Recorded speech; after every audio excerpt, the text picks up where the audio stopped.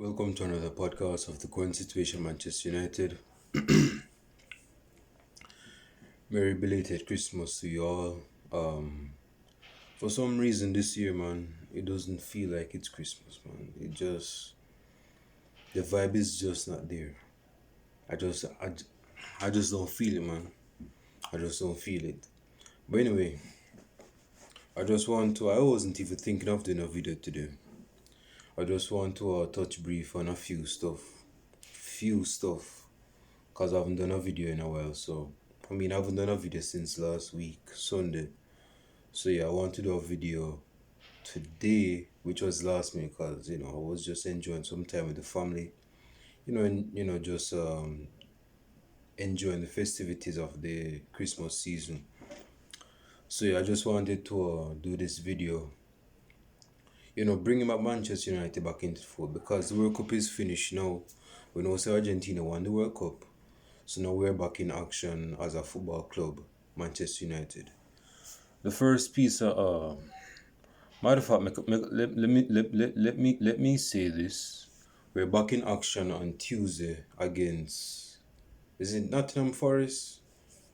Jesse Lingard will be playing against his old club on Tuesday the 27th. Yeah, in 2 days. So that's something, matter of fact, yeah, that's something to look forward to. Matter of fact, we have a good amount of games in upcoming weeks.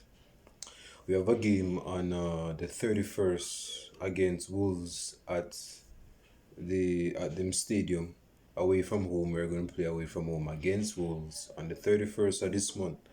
So that's after we play Nottingham Forest on the 27th. We have another game on the 3rd of January against Bournemouth. And then we have another game in the FA Cup, which is the third round against Everton. So these are games that we have to see how Eric Ten Hag flexes the muscle of the squad. How is he going to use certain players in certain positions? Man, it's dark. Let me go back on this page. And there was light. So we need to see how Eric Ten Hag uses the squad, how he utilizes the players into the squad. Speaking of the squad, let me say this, and this is going to relate to some of the transfer news, because we're moving on to the winter transfer market, as you could say. Usually we like to say that in the summer because the summer has more of a wide gap of signing players than January, but I'm just going to use it. So, in terms of the squad, our squad, especially from the attacking standpoint, needs bolstering. It needs to improve. Well, we terminated Cristiano Ronaldo's contract, so he's no longer a player for Manchester United, and removing him removes at least. I know my man is washed up, my man is just bruised up. His knees no longer the knees. He doesn't have the same knees that he had back then, and my man is still pushing the button as if he's still that type of player. Like, he's going to lose his knees if he push the button, because he needs to come to the fruition that he's not that type of player no more.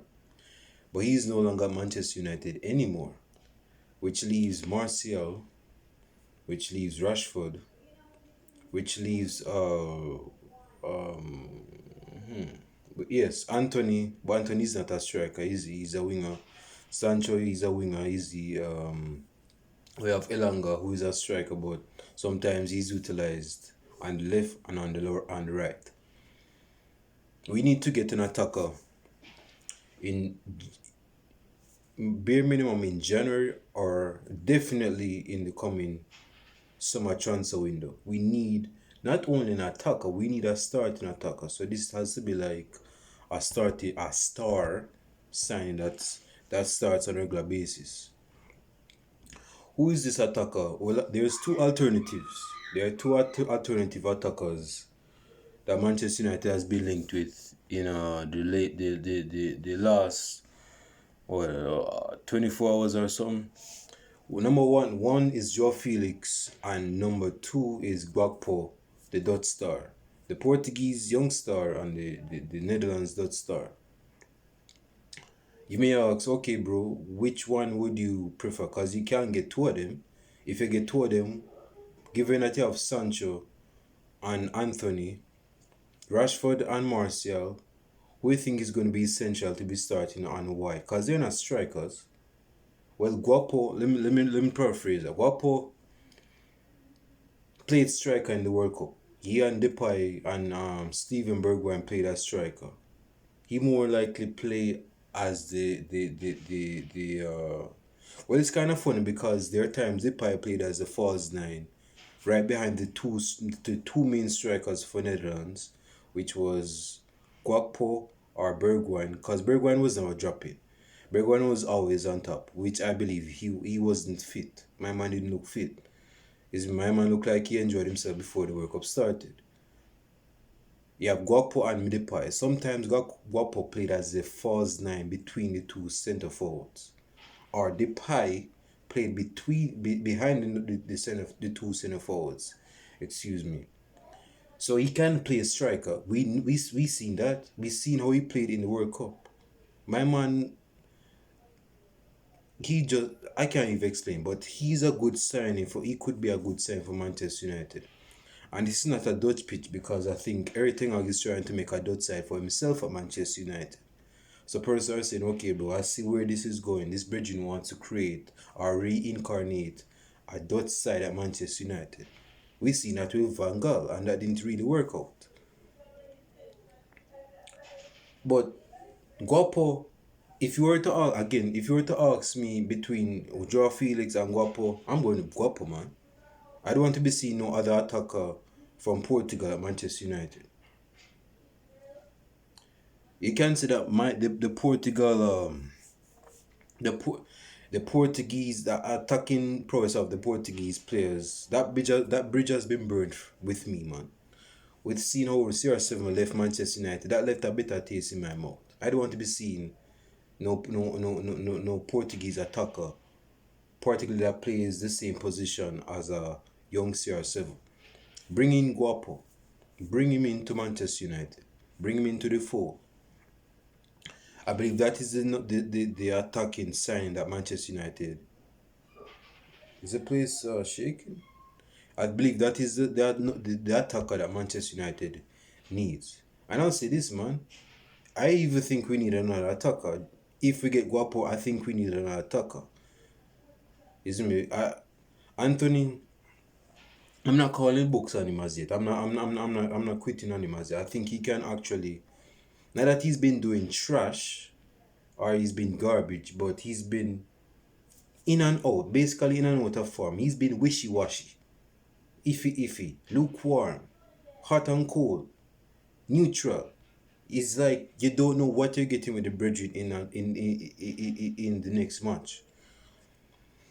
I don't know if it's a Brazilian thing, but it's like this Brazilian gene, man. It just cannot tell with some of these players. Aside from Vicinos, I'm talking about other Brazilians. Their mentality has been called into question. Nobody expected Richarlison to be doing decent at the World Cup, given his form. No one expected Firmino to be dropped, although Firmino is not the same player as he was 3 or 4 years ago. Nobody expected Jesus to be, well, Jesus been doing this thing at Arsenal. So,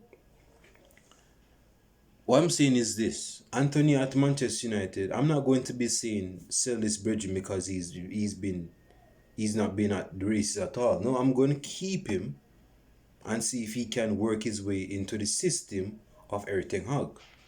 Now, of course, he's been doing some stuff Erik ten Hag disapproves of, but that's just I've done a video on this, man. That's just the way how he plays as a Brazilian, man. That's like telling a dog not to bark, or telling a newborn baby not to cry, or telling the sun not to shine. I mean, what the hell, man? This is a Brazilian we're talking about. He's gonna be doing Brazilian stuff, even if it's out of the ordinary, even if it's unnecessary, even if it's not called for. He's just gonna be doing what Brazilians do. As I mentioned in that video, I said that Brazilians are an expressive. They have an expressive culture. That's not just with footballers from Brazilian. That's not just with the hookers from Brazil. That's just in personality, man. And that's something that everything I got to get used to, or my man has to go get set off. But going back to what I was saying about Guapo, yes, bring back as if he was at Manchester United in the youth academy. I would sell him off and we want to bring him back in the fold as a prodigal son and keep him and see how things go. As I was saying, sign Guapo. And I believe we need another attacker. Not a starter, but another attacker. What's this thing with Sancho? He didn't get called up for the World Cup, which I was disappointed with. Because I'm saying to myself, if you look at the options that this youth called Gareth Southgate didn't that called up that he called up for the England squad, you were saying, okay, we know that Sancho is not in best of form, but he still has the ability to perform on the world stage. This is a world class player we're talking about. Yes, he's world class. Or let me rephrase. He's world class talent. On his day, he's very good. Jadon Sancho. Not going to say he's world class, because to be world class, you have to be consistent, like a Kylian Mbappe or a Erling Haaland. But Sancho should have been called up into that England squad. I don't know what my man was smoking why he didn't call him up. But yeah, Sancho has stayed at Manchester United working on himself. I'm pretty sure that he's gotten more match. I wouldn't say match fit because it's not like he played. Well, I'll say this. United played a few games just before the World Cup ended. I can't remember who they played against. I think they lost against some small club I've never heard of. And they played against a few other sides that I wasn't aware of. But I knew they played a few games because I saw the notification. Just that I didn't care enough to go click on it. So Manchester United fan I am, huh? But Sancho, yeah man, Sancho, listen man, Sancho can turn around the season, man. It's not his finest hour, we know this. But he can actually turn around his season. He started the season with Rashford. But I would say Rashford started better than Sancho. But Sancho started decent this season. This me. Yeah, so he's a work in progress. And see, this is the thing about billionaire Manchester United fans and just fans, period. Yes, I'm going on a slight tangent because there's a few things I want to address. We have a microwave mentality. A lot of not just Manchester United fans, particularly modern day Manchester United fans, but our football supporters, particularly modern day footballers, the young generation, like the 2000 generation football fans, they have a microwave mentality, man. And I would even say 1996, 1990s fan. It's like they just want things to be like that. They go sign a player from a different league, from a different country, and he expect to adapt to this new league that he just signed for because he's a good player and he's supposed to get the ball rolling like that. Life don't work like that, man. Life don't work like that. Even in the business work, if you're working at a previous organization and them go move you, or you did well, you got a promotion, they bring you to greener pastures, you're not going to necessarily get the ball rolling like that. Persons adapt differently. So the point I'm trying to make is this. Some of the signings that Manchester United has made relating to Anthony, persons are knocking on Anthony door and want to assassinate the bridging just like that because he hasn't been doing good at Manchester United. Really, he's been very inconsistent.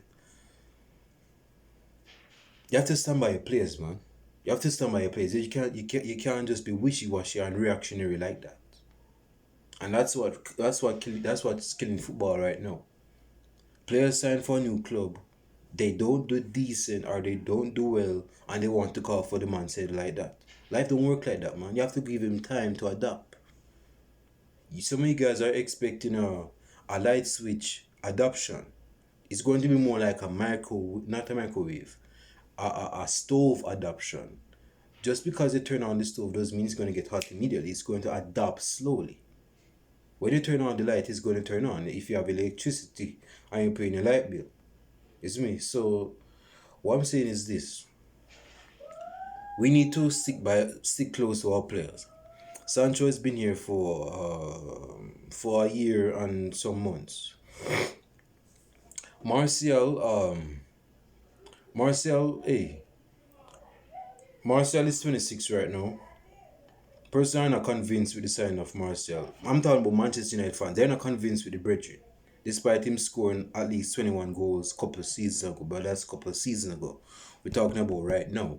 Right now, Martial can still be a starting striker for Manchester United. I told you guys before at the start of the season that if you start Martial for under everything, he's going to be the ideal striker in that system. CR7 is not that type of striker. He doesn't drop back and link play. That's not the dude's MO. We know this. He's a striker that gets in the box, make sure that he gets at the end of headed crosses and score. Martial has another dimension to his game. He can link play, he can drop and link the unbombing wingers or players that is running forward towards the goal and he drops back and he can also score a goal. Now I'll say this. Martial is not living up to the potential that we thought he had when he first came to Manchester United or when he was at Monaco. He's not live up to that as yet. He could be a late bloomer, like a Didier Drogba or a Vardy. Well, Vardy wasn't really talked about when he was younger. My man was still in League 3 or non-division. So, but he can still blossom into that player I mean, Marcel is 26. He's 26. So he can still turn the corner. And even in the system, he can still turn the corner. Yeah, I believe this system is suited for Martial, and I've said that before.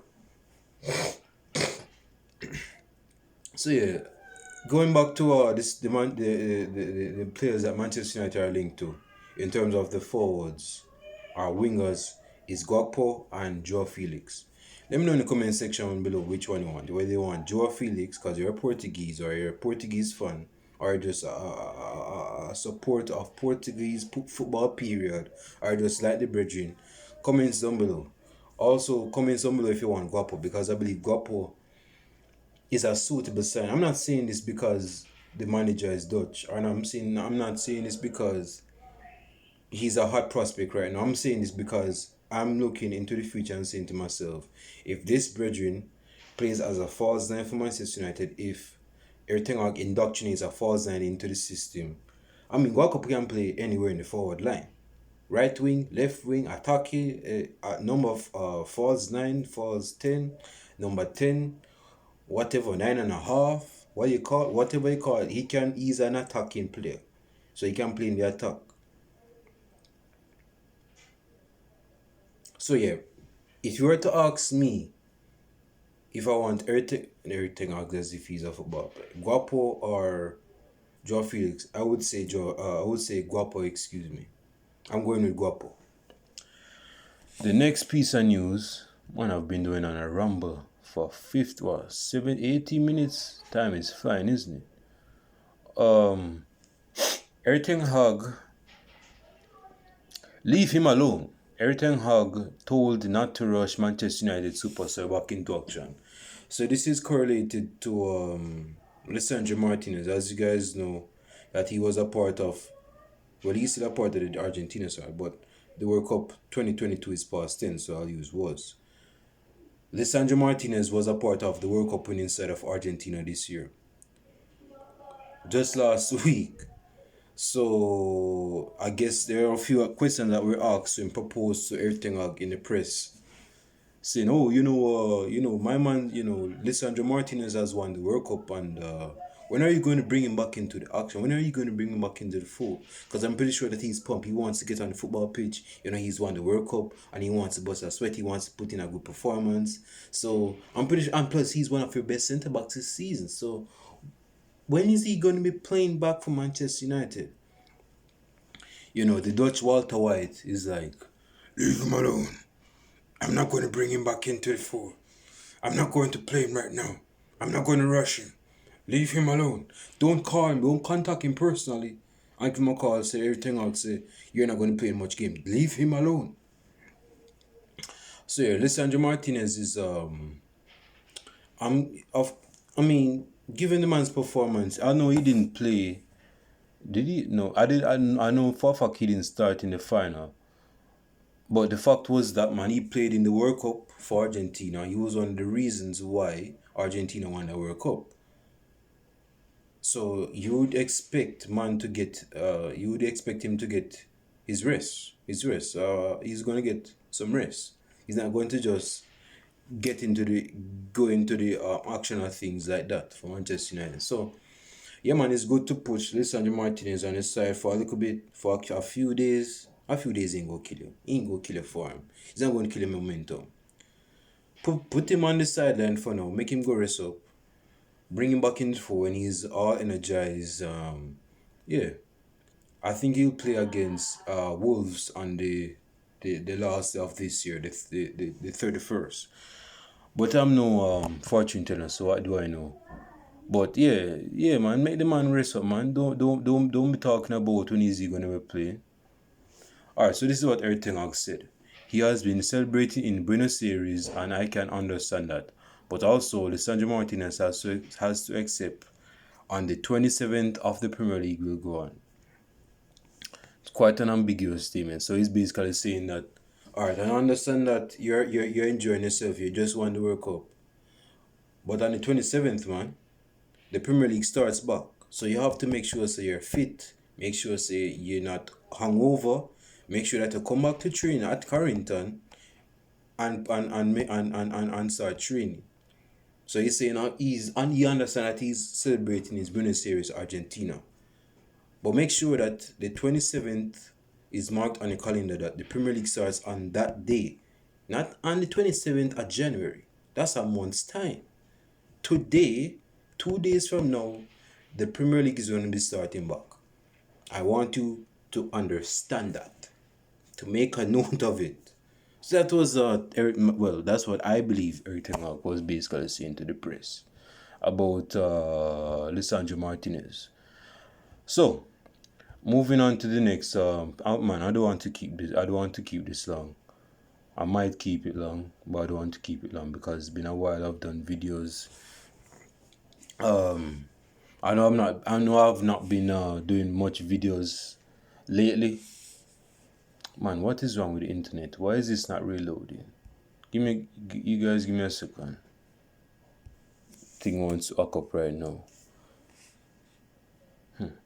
I basically is this Sandra Martinez agent commencing up with my Wi-Fi talking about you don't have any authority to be talking about Lisandro Martinez and when he's gonna come back. Who is this black youth talking about my client? Okay. Eric Ten Hag has trump card in race to sign 25 million euros Bundesliga wonderkid. I wonder who is that. Let me go check on. Okay, who is this brethren? This brethren, his name, he's a right back. Oh, let me go talk about right back. I'm all over the place. Wan-Bissaka. Actually, somewhat, I wouldn't say it's a full-fledged lie because my memory is jacked up. I'm not a fan of Premier League, so you have to go see with that. But Manchester United played a game recently where they won 2-0. Was it 2-0? Oh, it was in the EFL Cup. Yeah, in the EFL Cup, we played against, I can't even remember. We won against them 2-0. Ericsson was on the scoring sheet. And Rashford with an individual goal from his half line, from his own box. But beat a couple players. Well, he basically ran with the ball, beat a couple players in the box, and shoot on his right foot into the far corner and won the game. Kill the game, 2-0. That cross from Wan-Bissaka. Wan-Bissaka. Persons are losing hope with Wan-Bissaka. I was a defender of Wan-Bissaka, I'll say that. I'm not going to say I would want him to be sold right now. But if his poor display continues on the pitch, then he needs to be sold. But in that EFL game, I didn't watch the game. But that cross to Christian Eriksen was a good cross. No, I'm not saying a cross defines a good game. But I'm talking about the attacking side of Wan-Bissaka because that's what we Man United fans always question. And even most of us, or some of us question his defensive side. Because some persons think that, Wan-Bissaka has the defensive side of his game beat. Like he doesn't need to improve that side. He has improvements to make on that side. My man is not made fully on his defensive side. He needs to work on both his defensive side and his attacking side. But he's definitely worked on his attacking side. Wan-Bissaka. He's not a bad cross off the ball, Wan-Bissaka, but he's not doing that on a regular basis. So the fact is that, am I saying that he should be started from? No, I'm not saying that. Dalot should be started for Manchester United. But I'm saying to acknowledge that he's improved ever since he's actually played for Manchester United, Wan-Bissaka. That's what I'm saying. I'm not saying he should be starting 30 odd games in the Premier League. I'm not saying that he should be the main starting right back in this Manchester United side. What I'm saying is that I appreciate that he's improved. That he's not this one-dimensional right back that's old school and traditional, that does not attack but only defends. And even when he's defending, persons are saying, okay, this brethren is just he's just like a one-way street. This dude only slide tackles. He doesn't even defend or mark properly. The only thing to his game is slide tackling. Well, I mean, at least he's good at something, right? You play to your strengths. You play to your strengths. And he still has time to improve his game on Bissaka. Persons crucify Wan-Bissaka. Want to crucify this virgin upside down. They want him sold. The person like, no, this virgin should go. I don't want Wan-Bissaka at Manchester United. Persons are actually like that. I'm talking about Manchester United fans that want Wan-Bissaka excused from the club of Manchester United. They don't want him nowhere near Manchester. But I'm saying this. He's actually improved his game. But anyway, I say that to say this. Manchester United is linked to this brethren. What's it do? Oh, this Bayern Leverkusen's right back named Jeremy Frimpong. Yeah, Jeremy Frimpong. That is a right back at Bayern Leverkusen in the, well, I call it Bayern's Liga, in the Bundesliga, or the beer league as I would call it, because they love to drink beer. But I haven't seen this dude play football. I haven't seen this virgin kick off football. I don't know this dude at all. I'm not sure if he's a good, well, they say that he's a good potential player. He has good potential. Well, we'll see about that. But if we sign his brethren, what would be the future for Wan-Bissaka? Because his future is already in jeopardy and we're not even signing a right back right now. So if we sign his brethren, Jeremy Frimpong, what is going to be the future? What does the future hold for Wan-Bissaka? He's going to be surplus to requirements. You get me? So, now fuck, leave your comments on. I want to hear what you guys have to say on Wan-Bissaka. Do you want him to stay at Manchester United? Do you think he has hope? Do you think he has some gas left in the gas tank to actually prove himself at Manchester United? Comments down below. So yeah, I don't know. I don't know about this Jeremy Frimpong youth, man. If he's decent enough to be if he's good enough, then he's good enough to join Manchester United.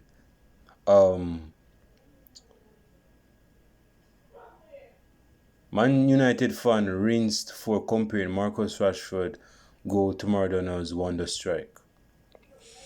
This is what I can take with some of us Manchester United fans now. One of our attackers that are good. Let us not BS ourselves now. Because when Rashford was in this stinky form for 2 years, person wanted him gone. Person wanted to strip the number 10 off of him back and give him whether a different number or just make him get sell off. Now, when one of those players goes to do something good for Manchester United, they want to compare him to one of the greats in world football. See, this is one of the problems with us Man United fans, We want a player gone. Yes, I'm going to include myself because I'm like that sometimes. But once a player start doing well for a couple of months, since the start of the season to like November or December, and go do something extraordinary, let's compare him to one of the gods of football. Why are we doing this, man? Motherfuck, I'll say this. I'm not taking anything away from Marcus Rashford's goal. That was a very good goal. Rashford scored against. I don't even know. I don't even remember who he scored against. It was them scored against. They scored against. Oh yes, Burnley. Yes, we scored. We played against Burnley in the EFL, and Rashford go score that goal. My thing is this, man. Diego Maradona's goal is more important, significant, and iconic than Rashford was scoring a goal. Rashford didn't score that goal wasn't in no quarter final. That goal wasn't in a semi final. That goal was not even in the top 2 tournaments in the world in football. So you can't be comparing a goal like that. The temperament, the atmosphere is different. But I know where you're coming from. The goal seems similar, but and plus Maradona had more players to beat, man. Maradona had more players to beat. And Rashford, not taking anything away from the dude's goal, but Rashford had a lot of space running and to beat players. Maradona didn't have much of that space. He literally went through players, go kill the keeper, left him on his backside and go score the goal. Rashford didn't do that. He didn't kill the goalkeeper. He just scored on his right foot. So yeah, man. Man. I don't mind. Hey, if you're rinsing a player, criticizing a player, crucifying a player for, not crucifying a player, but crucifying a Manchester United fan for his opinion. I mean, when he said this as an opinion, that's a different story. But it's a Man United fan get rinsed for comparing Rashford goal to Maradona's strike against. Oh, the goal they're talking about is the goal Maradona scored against the second one, not the first one, because the first one's controversial. The goal of the century against England. And it's funny because Rashford plays for England. But don't be comparing Rashford's goal to Maradona's goal, man. Don't be disrespecting the man in his grave, man. My man can't even hear that right now. So yeah, So let me cover a few things before I finish this video. Oh, I said this at the start of the season that I was going to indoctrinate something new in my videos. This is what I said. I said that in the Premier League, well, not just in the Premier League, but the season period, across the board, I was going to do what I would call a halftime evaluation or a half-season evaluation. Meaning that I'm going to be evaluating Manchester United season from January to December. December is almost finished. So, I don't think I'm going to be... No, hold on. When is the 31st? The 31st on a Sunday? Hold on there. Let me check. Yes, it's on a Saturday actually. So yes, on a Sunday, this coming Sunday, I'll be doing an evaluation of Manchester United season from January. Man, it's dark. Let there be light, man. January, actually, August to December, I'm getting distracted. Then in May, at the end of the season itself, I'll be doing another evaluation, part 2 series from January to May. I think, from May. I think it finishes in, I think the general season finishes in the end of April. But if you go far in the EuroLeague, then I'm pretty sure the finals will be played in May. I think we have a few Premier League games in May anyway. But yeah, so that's what I'll be doing in a week's time. Okay, a few things before I finish up. Notifications. Alright,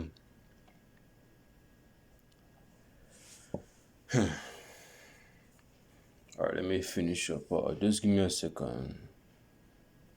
Manchester United have chosen the striker for the future. I'm guessing this is Guapo, but I'm going to click on it. I will click on it. Man, I can't even talk. I will click on it anyway. Oh, this brethren that plays for dude, what's up with you guys on this Portuguese thing, man? Yeah, so Manchester United is linked to this young striker that scored a hat trick in the World Cup for Portugal. Wonderful left foot. I remember when this dude played. When we played, was it against Switzerland? Yeah, I believe it was Switzerland. His name is Ramos, I believe Ramos. Yes, Benfica's Goncalo Ramos. This brethren go control like Robin van Persie and him go score on his left foot. The net is shaking at this moment as I speak. That goal was a very good goal, man, from Ramos of Portugal. Good signing. I mean, based on what I see, he has a good striker's instinct, but that's just the World Cup, right? I mean, there are certain stars, I even said it myself, that stars will be born at the World Cup and they'll be transferred to other clubs, greener pastel clubs, to make a name for themselves. That's what James did.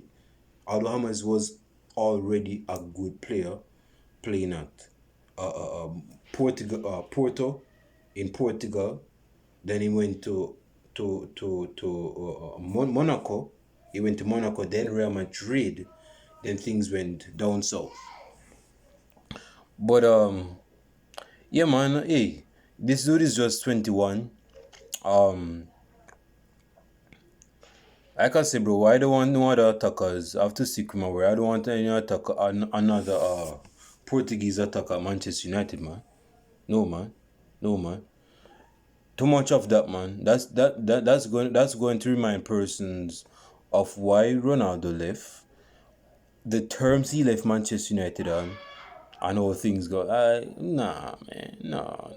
I mean, leave your comments down below. I want to hear what you guys have to say about our Goncalo Ramos. He's very good, man. He's like he has a very good left foot in him. I saw the goals. But again, if we sign this bridge, then we're not signing Guapo though. Because although I say that we need another striker signing, if we sign Guapo, Ramos is the type of striker that you would want to start on a regular basis so that he can improve himself. He's in a young stage right now where he can develop himself. And plus, come on, man, we're linked to Joe Felix.